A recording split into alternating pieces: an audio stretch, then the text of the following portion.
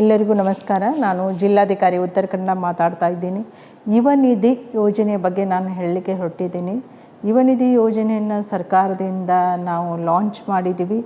ಈ ಯೋಜನೆಯಲ್ಲಿ ನಿರುದ್ಯೋಗಿ ಪದವೀಧರರಿಗೆ ಮತ್ತು ನಿರುದ್ಯೋಗಿ ಡಿಪ್ಲೊಮಾ ಪದವೀಧರರಿಗೆ ನಾವು ಪ್ರತಿ ತಿಂಗಳು ಡಿಪ್ಲೊಮಾದವರಿಗೆ 3,000 ಮತ್ತು ಡಿಗ್ರಿ ಆದವರಿಗೆ 5,000ಗಳ ಭತ್ಯೆಯನ್ನು ಸರ್ಕಾರದಿಂದ ನೇರವಾಗಿ ಅವರ ಖಾತೆಗೆ DBT ಮುಖಾಂತರ ನಾವು ಈ ಹಣವನ್ನು ಭರ್ತಿ ಮಾಡ್ತೀವಿ.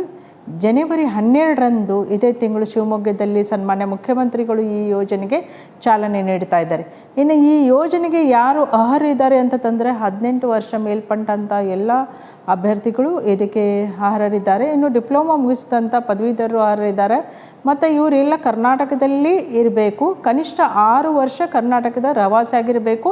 2023ನೇ ವರ್ಷದಲ್ಲಿ ಇವರು ಪದವಿಯನ್ನು ಪಾಸ್ ಆಗಿರಬೇಕು. ಪದವಿ ಪಾಸಾಗಿ ಕನಿಷ್ಠ 6 ತಿಂಗಳವರೆಗೆ ಅವರು ನಿರುದ್ಯೋಗಿ ಆಗಿರಬೇಕು. ಹಾಗಂದರೆ ನಮಗೆ 6 ತಿಂಗಳು ತುಂಬಿಲ್ಲ, ಅದರ ಒಳಗಡೆ ನಾವು ಈ ಒಂದು ಯೋಜನೆಗೆ ಅರ್ಜಿ ಸಲ್ಲಿಸಬಹುದಾ ಅಂತ ಪ್ರಶ್ನೆ ಬಂದರೆ ಕರೆಕ್ಟ್. 6 ತಿಂಗಳವರೆಗೆ ನೀವು ಅರ್ಜಿ ಸಲ್ಲಿಸಬಹುದು. ಬಟ್ ನಿಮ್ಮ ಅರ್ಜಿಯನ್ನು ಸರ್ಕಾರದಿಂದ ಪರಿಗಣಿಸೋದು 6 ತಿಂಗಳ ನಂತರ ಮಾತ್ರ.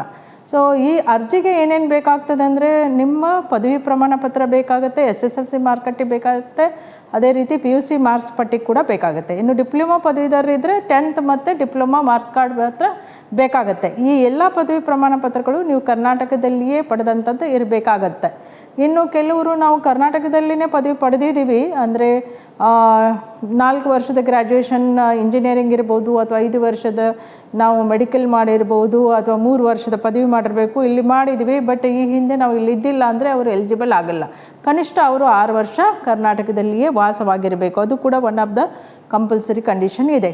ಇನ್ನು ಈ ಯುವ ನಿಧಿ ಯೋಜನೆಗೆ ನಾವು ಎಲ್ಲಿ ನೋಂದಣಿ ಮಾಡಬೇಕಂದ್ರೆ ಹತ್ತಿರದ ಕಾಮನ್ ಸರ್ವಿಸ್ ಸೆಂಟ್ರಿಗೆ ಹೋಗ್ಬೋದು, ಅಥವಾ ಗ್ರಾಮ ಒನ್ ಸೆಂಟರ್, ಸೇವಾ ಸಿಂಧು ಸೆಂಟರ್ಗೆ ಹೋಗಿ ಈ ID ಕಾರ್ಡ್ ನಿಮ್ಮದು ಅಂದರೆ ಒಂದು ಆಧಾರ ಕಾರ್ಡ್ ತೊಗೊಂಡು ಹೋಗಬೇಕು, ನಿಮ್ಮ ಮೊಬೈಲ್ ನಂಬರ್, ಅದ್ರ ಜೊತೆಗೆ ನಿಮ್ಮ ಅಂಕಪಟ್ಟಿಗಳು ಮತ್ತು ಬ್ಯಾಂಕ್ ಪಾಸ್ಬುಕ್ ಇಷ್ಟನ್ನು ತೆಗೆದುಕೊಂಡು ಹೋಗಿ ನೀವು ನೋಂದಣಿ ಮಾಡಿದರೆ ಆಯಿತು. ಇನ್ನು ಇದರ ಪೂರ್ವದಲ್ಲಿ ನಾವು ಇನ್ನೊಂದನ್ನು ಚೆಕ್ ಮಾಡಬೇಕಾಗತ್ತೆ. ಏನಂದರೆ ನ್ಯಾಷನಲ್ ಅಕಾಡೆಮಿಕ್ ಡಿಪಾಸಿಟರಿ NADನಲ್ಲಿ ನಿಮ್ಮ ಪದವಿ ಅಂಕಗಳನ್ನು ನೀವು ಏನು ಪಡೆದಿದ್ದೀರಿ ಆ ಒಂದು ಮಾರ್ಕ್ಸ್ ಕಾರ್ಡಲ್ಲಿ ರಿಜಿಸ್ಟರ್ ನಂಬರ್ ಏನಿದೆ ಆ ರಿಜಿಸ್ಟರ್ ನಂಬರ್ ಈ NADನಲ್ಲಿ ನೋಂದಾಗಿದೆಯಾ ಅನ್ನುವಂಥದ್ದು ಸ್ವಲ್ಪ ಚೆಕ್ ಮಾಡ್ಕೋಬೇಕಾಗತ್ತೆ. ಯಾಕಂದರೆ ನೀವು ಆನ್ಲೈನಲ್ಲಿ ಸಲ್ಲಿಸಿದಂಥ ಎಲ್ಲ ಅರ್ಜಿಗಳನ್ನು ಸರ್ಕಾರದ ಮಟ್ಟದಲ್ಲಿ ಜಾಯಿಂಟ್ ಡೈರೆಕ್ಟರ್ ಎಂಪ್ಲಾಯ್ಮೆಂಟ್ ಆಫೀಸರ್ ಇದನ್ನು ಚೆಕ್ ಮಾಡ್ತಾ ಇದ್ದಾರೆ. ಅವ್ರು ಚೆಕ್ ಮಾಡುವಾಗ NADನಲ್ಲಿ ನಿಮ್ಮ ಮಾರ್ಕ್ಸ್ ಕಾರ್ಡ್ಗಳು ಕರೆಕ್ಟಾಗಿ ಇದೆಯಾ, NADನಲ್ಲಿ ನೋಂದಾಗಿದೆಯಾ, ಆಗಿದ್ದರೆ ಅವರು ಅಂಕಪಟ್ಟಿ ಅದು ಖಚಿತ ಅಂಕಪಟ್ಟಿ, it is not a fake certificate ಅಂತ ಅವರು ತಿಳ್ಕೊತಾರೆ. ಇನ್ನು ಅಲ್ಲಿ NADನಲ್ಲಿ ನಿಮ್ಮ ಅಂಕಪಟ್ಟಿಯ ಒಂದು ರಿಜಿಸ್ಟ್ರೇಷನ್ ನಂಬರ್ ಕಂಡಿಲ್ಲ ಅಂದರೆ ಇದು ಫೇಕ್ ಅಂತ ತಿಳ್ಕೊತಾರೆ.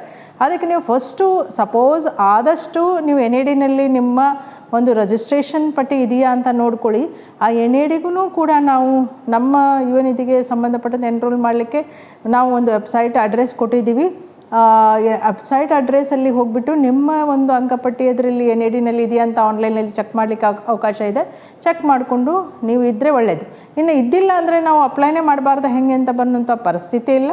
ನೀವು ಅಪ್ಲೈಯನ್ನು ಮಾಡಿ ಮ್ಯಾನ್ಯುವಲ್ ಆಗಿ ಸರ್ಟಿಫಿಕೇಟನ್ನು ಅಪ್ಲೋಡ್ ಮಾಡಿದ ನಂತರ ನೀವು ಈ ಒಂದು ಮಾಹಿತಿ ಏನು ಅಪ್ಲೋಡ್ ಮಾಡಿರ್ತೀರಿ ಅದನ್ನು NADನಲ್ಲಿ ಸರ್ಕಾರನೇ ಸಂಬಂಧಪಟ್ಟಂಥ ನಿಮ್ಮ ಯೂನಿವರ್ಸಿಟಿಗಳಿಗೆ ಕಳಿಸಿ ಅಥವಾ ನಿಮ್ಮ ಕಾಲೇಜ್ಗಳಿಗೆ ಕರೆಸಿ ಆ ಸರ್ಟಿಫಿಕೇಟನ್ನು ಸರ್ಕಾರ 5 ದಿವಸಗಳ ಕಾಲಾವಕಾಶ ಕೊಟ್ಟು ಅವರೇ ವೆರಿಫಿಕೇಷನ್ ಮಾಡ್ಕೊತಾರೆ. ಎರಡೂ ರೀತಿಯಲ್ಲಿ ಯುವ ನಿಧಿಯಲ್ಲಿ ನಮ್ಮ ಜಿಲ್ಲೆಗಳ ಜನರು ಹೆಚ್ಚಿನ ಸಂಖ್ಯೆಯಲ್ಲಿ ನೋಂದಣಿ ಮಾಡಿಕೊಂಡ್ರೆ ನಿರುದ್ಯೋಗಿ ಭತ್ಯೆ ಬರುತ್ತೆ. ಇನ್ನು ಪ್ರತಿ ತಿಂಗಳ ನೀವು ನಿರುದ್ಯೋಗಿ ಅಂತ ಇದಕ್ಕೆ ಡಿಕ್ಲೇರ್ ಮಾಡಿಕೊಳ್ಳೇಬೇಕಾಗತ್ತೆ.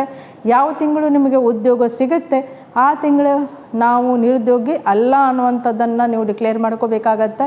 ಯಾಕಂದರೆ ನೀವು ಆ ರೀತಿ ಡಿಕ್ಲೇರ್ ಮಾಡ್ಕೊಂಡಿಲ್ಲ ಅಂದರೆ ನಿಮ್ಮ ಮೇಲೆ ಮೊಕದ್ದಮೆ ಕೂಡ ಹೂಡಲಾಗತ್ತೆ. 2 ರೀತಿ ಬೆನಿಫಿಟ್ ನೀವು ತೊಗೊಳಿಕ್ಕಾಗಲ್ಲ. ಆ್ಯಸ್ ಲಾಂಗ್ ಆ್ಯಸ್ ನೀವು ಅನ್ಎಂಪ್ಲಾಯ್ಡ್ ಇರ್ತೀರಿ ಅವಾಗ ಮಾತ್ರ ನಿಮಗೆ ಈ ಒಂದು ಸೇವೆಯ ಒಂದು ಸೌಲಭ್ಯ ಸಿಗ್ಬೋದಾಗಿದೆ.